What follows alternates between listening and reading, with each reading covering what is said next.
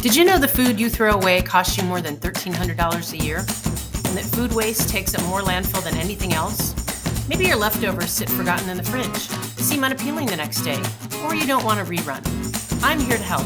I'm Diane Watson, the leftover chef, and I'll show you how to quickly transform your leftovers into new and delicious dishes. Let's get cooking. Hi everybody, and welcome to Leftover Chef on Location. I'm Diane Watson. Thank you for being here.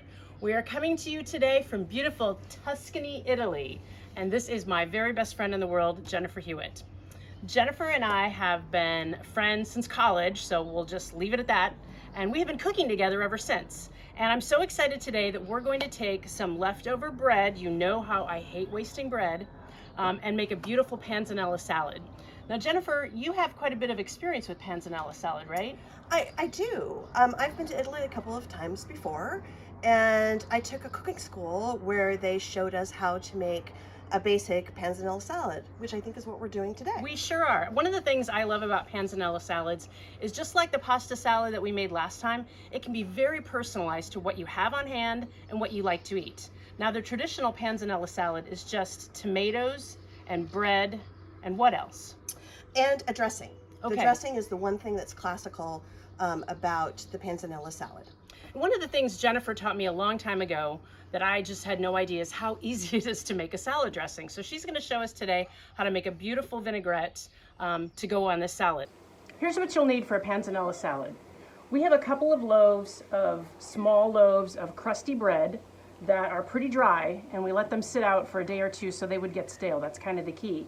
If you don't have bread that's stale, you can put it in the oven, brushed with a little olive oil at 275 degrees for about half an hour. Can you tell me about these tomatoes? Sure. The tomatoes in Italy, by the way, are amazing. They're gorgeous. So this is about 4 medium-sized tomatoes that we've quartered and we've salted. The salting is important to do that ahead of time because it brings the juices out and helps the panzanella salad. So really, these are the two basic things in panzanella salads, and then we have the stuff for your dressing. What we added today are things that we both like. Right. Some red onions, some garbanzo beans, which I got in the refrigerated section. They're just beautiful. And some basil right from our garden, which you're going to cut up. Yes. But other things that people have usually put in include chicken, anchovies, eggs. Olives. Olives would be wonderful Artichoke here. hearts Yes. would be beautiful in here. So again, anything that you might have in your refrigerator that you'd like to use up. We have been doing a lot of leftover chefing here this week as we've been eating all the wonderful local ingredients. It's been really fun to put things together. Yes, it has. But I will say one thing that's a little different than in the United States is that when you go to a restaurant in Italy, they serve you really reasonable portions. So one of the things we don't have, as you noticed today, is anything from a restaurant. Right. We've been eating everything that's been put in front of us. And one of the things I love about this salad, especially it's so hot here this week in Italy, is you'll see we're not in a kitchen. We're on our gorgeous veranda in our villa where we're going to make this outside because there's no cooking involved. We did the bread on the countertop overnight, so it's already nice and stale. All right, what's the first thing we're going to do? So the first thing we're going to do is make our vinaigrette. Okay. All right. So the vinaigrette, this one's going to be composed of red wine vinegar, and you could use a white wine vinegar. Okay. I would not use a balsamic because it's too strong of a flavor and too sweet. Okay. So I like to start my vinaigrettes, however, with a little bit of Dijon mustard. It's a little bit of a secret ingredient. Okay. It's an emulsifier, which basically means that you do not have to add as much olive oil, and I really like that. Now you'll notice that Jennifer isn't measuring anything because we are using a kitchen where it's not our own particular equipment, so we don't have any measuring cups or spoons, Yes. but that's okay, right? Exactly. So I would say it's approximately a teaspoon of the mustard. Okay. All right, and then I'm going to do 1/3 of the cup of a vinegar. And you're just kind of eyeballing that. I'm eyeballing it. I'm going to get the bread going. All right, a little bit more here. And then if you read a vinaigrette on any sort of recipe, you usually see a 2-to-1 ratio between the olive oil and the vinegar. Using the mustard makes it you can do half and half, and I just like the taste of that a lot better. Okay. Not that the olive oil here is so amazing, I might not like the taste of it as much in Italy, but back home, this really was right. So that olive oil, I'm glad you brought that up. That was a gift that was left to us by the owner of this villa when we checked in last week, and it's from a local olive oil maker. Boy, have we been enjoying that. Can you read? Neither of us speak Italian, but can you read what the name of it is? Yeah, it's agricultural biological, and it's from Azendia Agricola, and Agricola means farm. Okay. That's what I've learned, and it's not very far away from here in a town called Gambisi Terme. Oh, beautiful. Which is about 5 minutes. Okay. So you start, if you have a whisk, I highly recommend that you use a whisk. And if you notice something, I'm actually going to do this in the bowl that we're going to put the bread in. Oh, this is a great, technique for saving a dish. So then, after you've mixed up your mustard, you just start continuing to emulsify, drizzle in your olive oil, and I'm eyeballing you here. You can too. What you're looking for is it's starting to get not quite so like just vinegar, but also a little thicker. Okay. And like I said, a whisk actually works better, but when you're in an Airbnb kitchen, you make do. Exactly. Now I'm cutting this bread in about 1-inch pieces, and we'll eyeball again how much we're gonna do ratio of tomatoes to bread. And if you watched past Leftover Chef episodes, you know that if you have leftover bread cubes that aren't gonna go in the salad, what do we do with them? We make croutons. Right, exactly. For sure. Diane's the best crouton maker. That smells really great. Good. Little pepper. I was excited to find a pepper grinder here. And you know, one thing I've noticed this week as we've been in Italy is that trash is really thought about in a very deliberate manner. So here at the villa, we are required to separate our trash because they recycle 75% of the trash in Italy gets recycled, which is amazing. The European Union in general hits about 52%, and in the United States it's under 30%.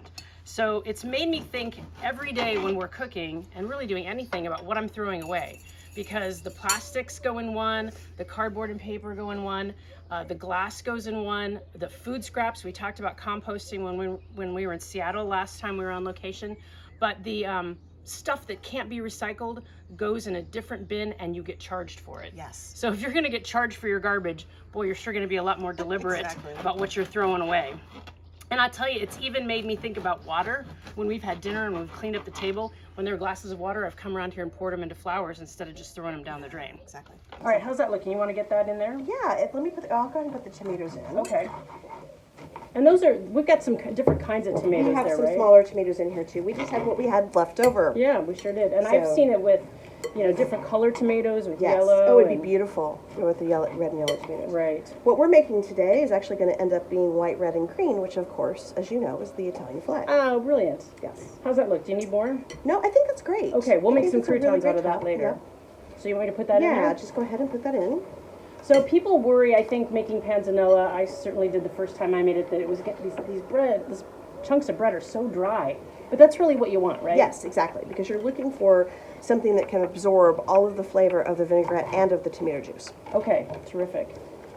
And we've got red onions. Again, I have some friends who don't like onions. You wouldn't have to put that in, but Yep. we had a leftover red onion from yesterday, so we're going to toss that right in there. Should I put it all in? Yep, go ahead. Okay. Just put it all in. And I'll go ahead and get Tossing, this. you want to chiffonade the basil? I will. Thank you. So we picked this right here in our garden, and we're going to cut it chiffonade style, which is in a small strip. A little fun fact, Diane, this is Tuscan bread, which is somewhat unique in as much that they don't put any salt in Tuscan bread. I've noticed that as we've been eating it. Yeah, and the reason for that is that the bread here is really meant to be a vehicle to sop up other juices and things out of your delicious pastas or other dishes. We've certainly done our fair share of that.